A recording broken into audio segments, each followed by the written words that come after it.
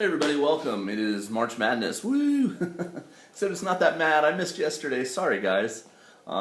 Day 2, and I already, my streak had ended. Today is March 3rd. It is Tuesday in Japan, and it is Hina Matsuri today. Hina Matsuri is kind of a girls' day. It's a special festival day. It's not a national holiday, but if you have daughters, there's things you can do with dolls, and they eat special cake, and it's kind of a fun day for girls mostly. There's a generically termed Children's Day, Kodomo no Hi, which is a holiday that's part of Golden Week, a series of holidays in early May. But even though it's called Children's Day, it's predominantly a way to celebrate young boys. With carp streamers and special activities, etc. for your sons. So this is more for girls today. So go to Wikipedia and look up Hina Matsuri, Hina, H-I-N-A, or Girls' Day Japan would probably get you there. The Google Doodle today, in fact, is also all about Hina Matsuri if you go to google.co.jp, not google.com. Anyway, today I wanted to continue my discussion. If you watched the very first video in the March Madness series, we talked about learning Japanese. So there's 4 things, there's speaking, listening, reading, and writing. So I'm going to do one vlog on each one. So today I'm going to continue that discussion, and I'm going to talk a little bit today. I already talked about listening in part 1, which I felt was my most improved thing over my tenure here in Japan. My ability to be part of a conversation and listen to what's going on, to be in a taxi and know what the guy is saying, to be in a social situation and know what some of the other people are saying at a party or something like that. The more I know about the context, the easier it is for me to grasp what's happening in the language. So today, to follow through on the next thing, I'm going to go from my best to probably my worst, which is reading. Reading, well, I should maybe my worst is writing. Although there's a caveat now with writing because of smartphones, and I'll talk more about that when I talk about writing. But yeah, so there's a way around that nowadays. So let's talk about reading. Reading is perhaps the most frustrating part to me about learning Japanese. I've often joked that if all Japanese were hiragana and katakana, I would be fluent. I would have become fluent way long ago, probably within my first year or so. Because if you think about other languages you may have learned. A lot of people in America, for instance, in high school, study Spanish or French. Any Romance language that's based on Latin. The alphabet's somewhat similar. Some of the words are similar. Obviously, in American English, we borrowed a lot of words from French and Spanish, German, other languages. So your just ability, if you're walking around Spain, or if you're walking around Mexico, or if you're walking around, Quebec in Canada, or Paris in France, your ability to actually read the signs, even if you don't understand the word, you can sound out things, you can look at it, you can maybe make out what it means, etc. You can maybe then go and look in a dictionary and find it. All of that makes language acquisition much easier. So this is the challenge of Asian languages, right? Is the borrowed characters from China, the kanji characters, the pictograph characters, where you have a set of strokes, that represents something. Oh, that means money. Oh, that means Friday. Oh, that means rain. And so you have, and once you learn them, you can understand why Japanese people like them, because it makes reading very quick and easy, and you can instantly see something and know what they're talking about. It's almost like beyond reading in a weird way. I don't know how to describe it, but it makes it very difficult for non-native people. So reading. It's hard also, when you first come over, if you have zero to very little Japanese, and you're basically illiterate, it's hard to be in that position of being dependent on other people for knowledge like you were when you were a child. And especially if you're, say, 25 or older, you're not really a student anymore. To be put in a position where you can't read a newspaper, you can't read the instructions in a manual about your new appliance, you can't read the posting in the elevator at your apartment building that says, hey, don't put out your trash this week, wait till next week. You can't read, the prescription, the instructions on the medication that your doctor gave you. You can't read some signs that say things like, don't enter here, because, tire damage or something, things that could be potentially important.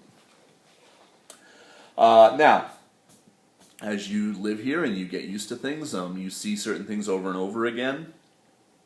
And of course, if you're studying as well, you'll get to know more of the kanji. And there's certainly ones that in your daily life that come up quite a bit. Entrance and exit, open and close. I can't even think. On the road, the kanji for stop.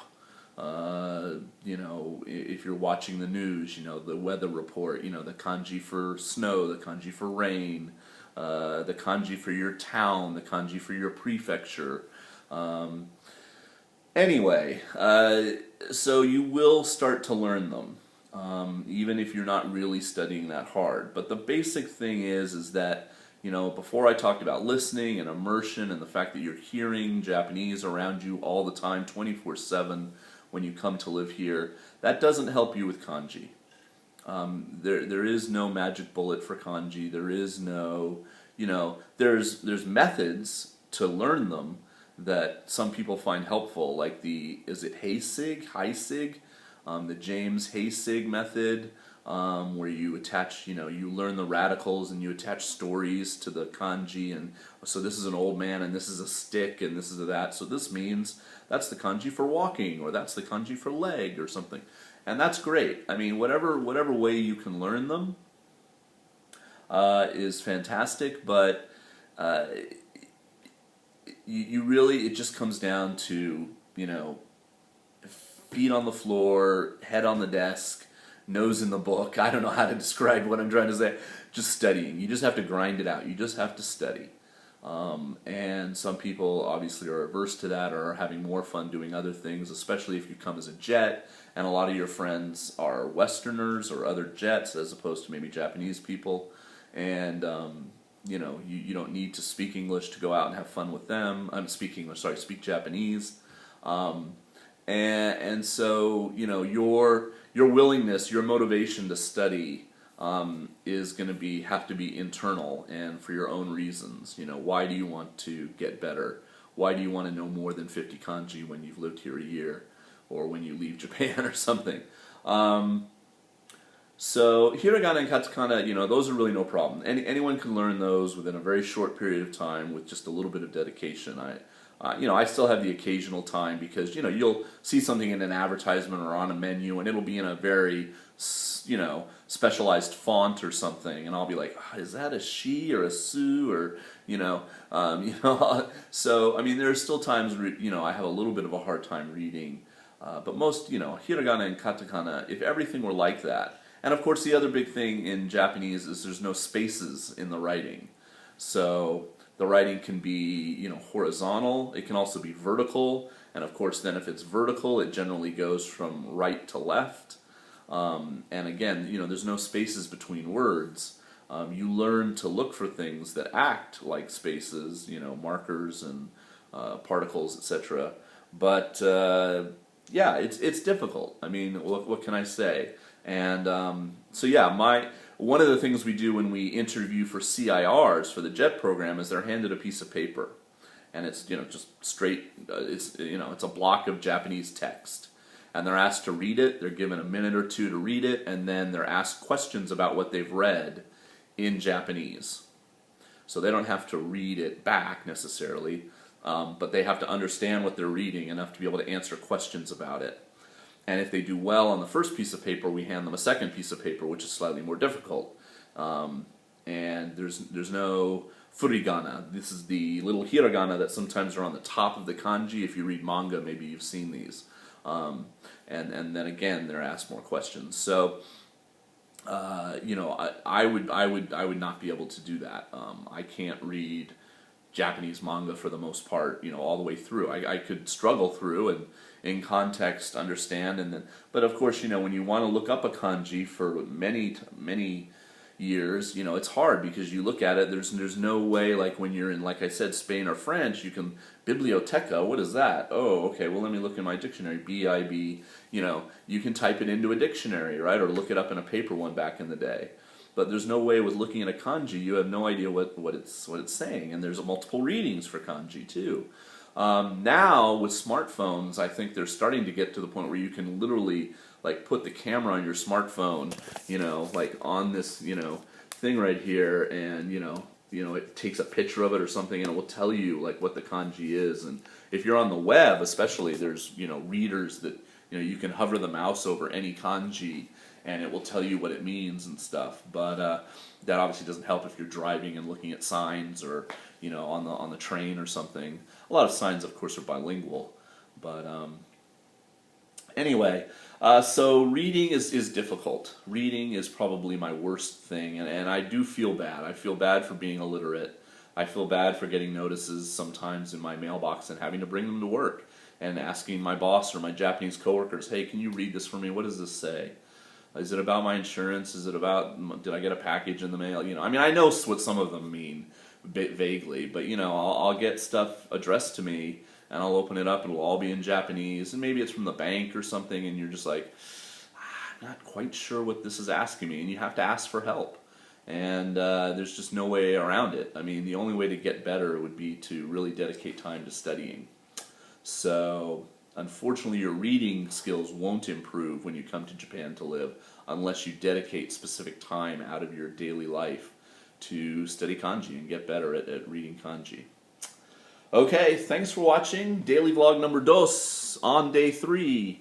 I will do my best. The rest of this week, I think I should have one for you every week, and I'm going to have an interview with a couple friends of mine who will work for Interact, and that'll come up later this week. Sumo's going to start on Sunday, so I'll be doing those as well. So come on back. Plenty more to see. Thanks for watching. See you soon.